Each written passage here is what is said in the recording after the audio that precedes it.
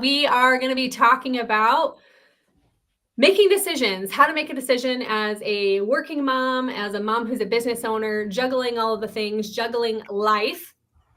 This morning, I was actually supposed to be going to a play, taking my kiddos to a play right after this. And we always schedule these for 9:00 on Wednesdays every week. And in the last couple of weeks and like this week and next week, there's just like it feels like there's events all the time. And as a homeschooling mom, I think this is probably maybe a little bit different, as we end up having a lot of activities through the week, whether it's birthday parties or, a play or whatever it is. And so it's like, how do you know how much time and energy to put into your business? And how do you know when to take your kids to events? And so this is like a constant juggling act for our family. And for me, it really comes down to like, I have to decide in the moment. I have to decide like what's going on in business. Have I already committed to something important that I really need to be at business that's going to drive revenue? And if that's the case, then, the kid activities sometimes take a back seat. And today it was one of those things where it was like, it's a play, it's free. We don't have to be there. It's something that would be fun. It's educational. It provides our kids with a different experience. And I also have stuff that needs to get done. And so how do we make that decision? And for me, it comes down to like, my kids aren't going to be here forever. My business will be. And even I think it's like next Friday, there's like a STEM thing. And so it's like right in the middle of the day, and it takes up these like huge chunks out of my day. And so it's a constant like shifting and deciding, what do I say yes to? What do I say no to?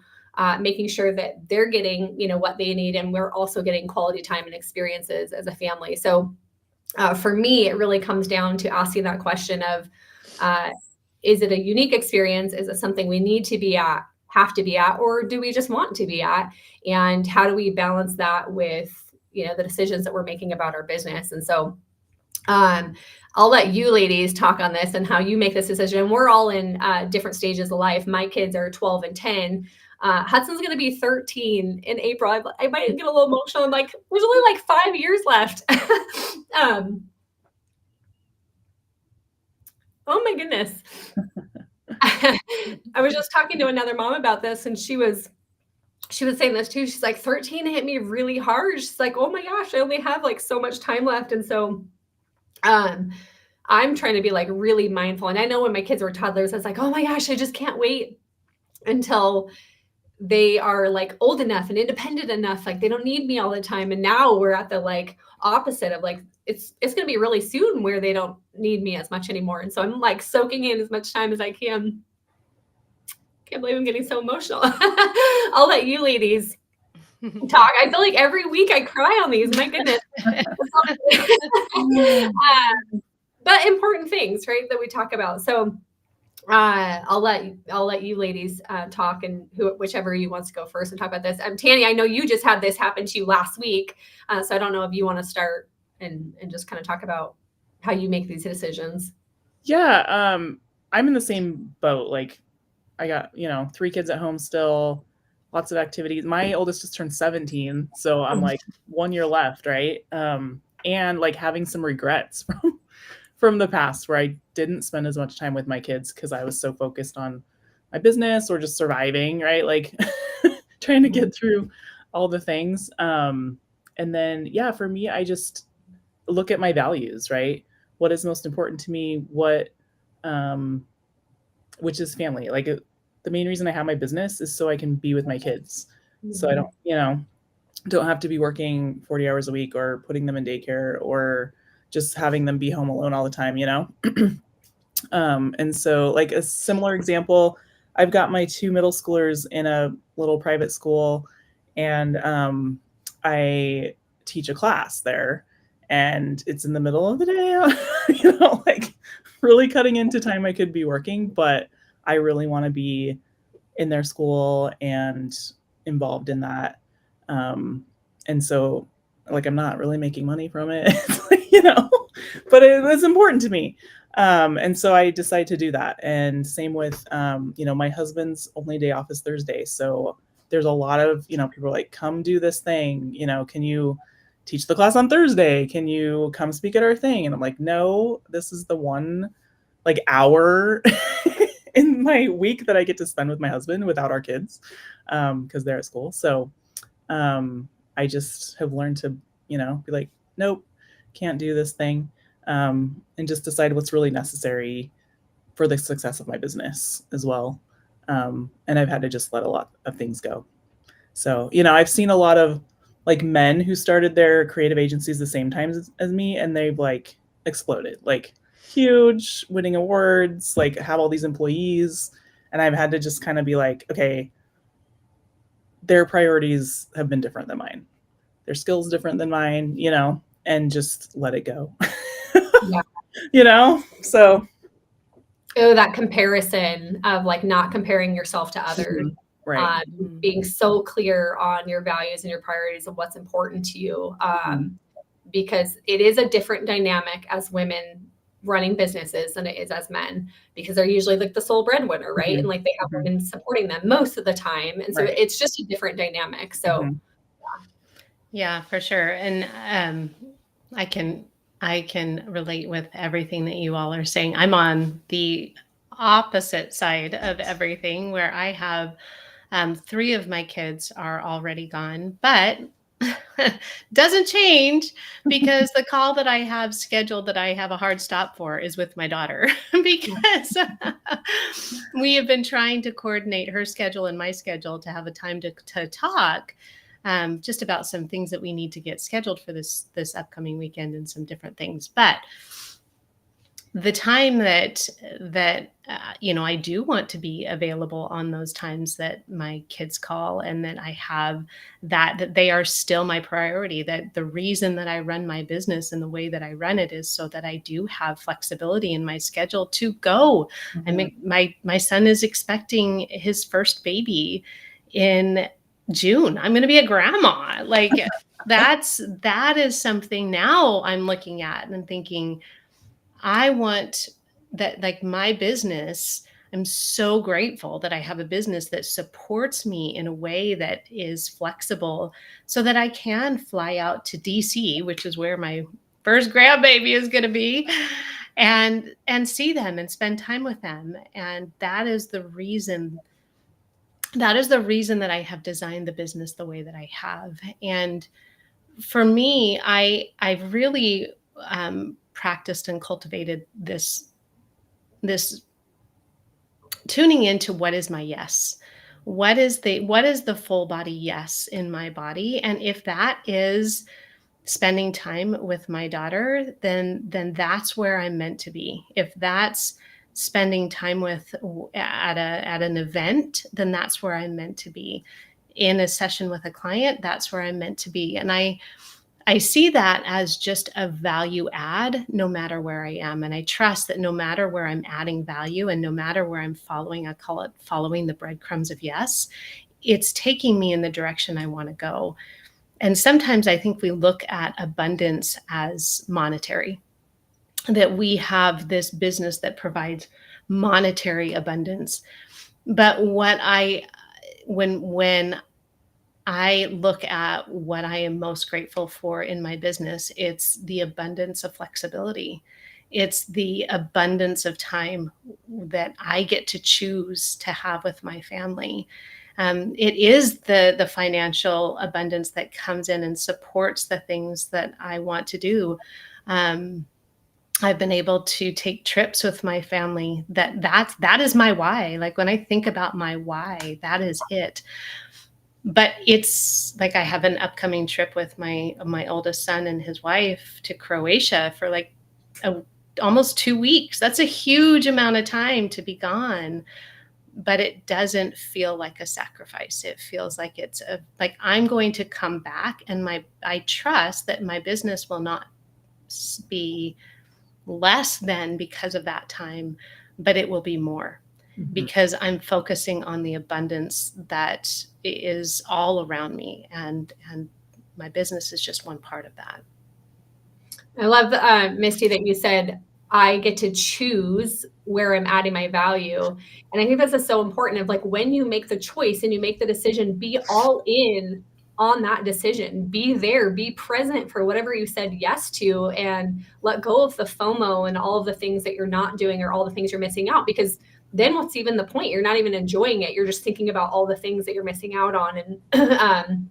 And so I know one of the biggest things that I hear from clients in taking time off, and, you know, I think even my husband experiences this, is like the emails that you come back to.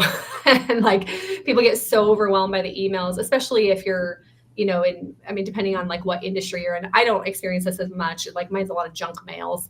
But for him, they are important emails. And so then it's like overwhelming coming back to those emails. And so it's like, you know, and part of that as a business owner, like getting to just choose, like, is it an assistant that's taking care of your email, or, you know, those different things that you can really truly can unplug, and allowing and trusting somebody else to come in and help in that dynamic if that's a possibility. And not all of us have that. And so, but it is like, yes, are you going to come back to maybe more work in some ways? Yeah, but it's going to be there either way. And so worrying about it while you're choosing to rest or choosing to be with your family isn't going to make it get done.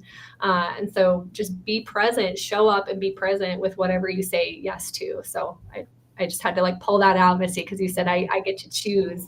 And that's an important piece of it. You do get to choose. And Tanya, you had said, like, I chose to do my business for the freedom.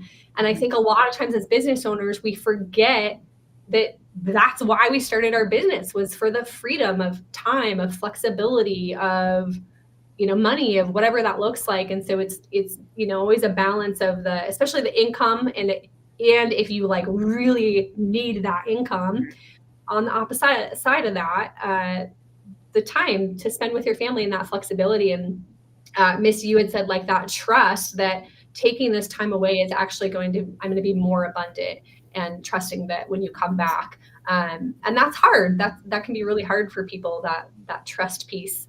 So I'll let you two kind of pipe in. I know we have a few more minutes, but anything else that you want to pull out from this? Yeah, I think that for a long time for me, it was really hard to that comparison, or that FOMO, that feeling of they're doing it this way, I should be doing it this way. And I think that can be such an energy drain. Mm-hmm. So much of our energy goes towards thinking I need to be doing it differently, versus just what is the way that I do it? What is my zone of genius? What energizes me? And that I think is such a valuable, like, there's, instead of draining all the energy in the comparison and the FOMO, it's really about being present with what do I want to create in my life, and why? Just like you were saying, Cheree, like, where are my values and priorities? That I chose this for a reason. And now it's focusing on what I am choosing to do and how to create that in my sphere, not draining my energy by looking at what everyone else is doing. Yeah, so good. Tanya, you have anything else before we wrap up? Yeah, I agree. I was just thinking the comment I made about the men. I've also noticed a high volume of them getting divorced, right? And I'm like, my priority is my marriage and my family. And if I had to sacrifice that to create this big, amazing, successful business, then it would not be worth it to me. And there have been times, when I was younger, when I was like working all hours of the night, like sacrificing my health, sacrificing my relationships. And, I was like, what am I doing? I can't, this is not getting me what I really wanted, which is the flexibility and the freedom and the ability to have the priorities that I want to have and still have a business. Right? Yeah. So yeah, I've done a lot of work around that, in, choosing what's most important. And I love like Tanya goes to a dance class, and in the middle of the day, I think what I really want to do. And I didn't do it for years because like, oh, I don't have time. I have to work during that time, and now I'm just like, what's the point of doing this work if I can't go do something fun for myself and get some exercise, right? So yeah. And I think what's so beautiful about that, Tanya, and I hope you don't mind me sharing this, but that was what fueled your book. Mm-hmm. You specifically planned your book writing time Right. after your dance time because Yeah. you knew you were going to be more productive and creative after that time. And I think that that's such a valuable point Mm-hmm. to recognize. It is, we think our brain tells us, oh, stay, you'll be so much more productive if you just stay and sit in front of your screen and crunch it out, you know? Yeah. But what you did was you trusted that yes in your body that said, go to the dance class. Yeah. Yeah. And that was what fueled your book. And you've now published a book. Right. Right. Yeah. I created a huge. habit stack, right? Like I was like dance class, shower, book time. Like, and I did it religiously because I blocked out that time, right? I was like, I'm not going to do anything else on this day. So yeah, you're right. That totally helped me be successful in that area, and taking that time for myself helped. So that was a good point.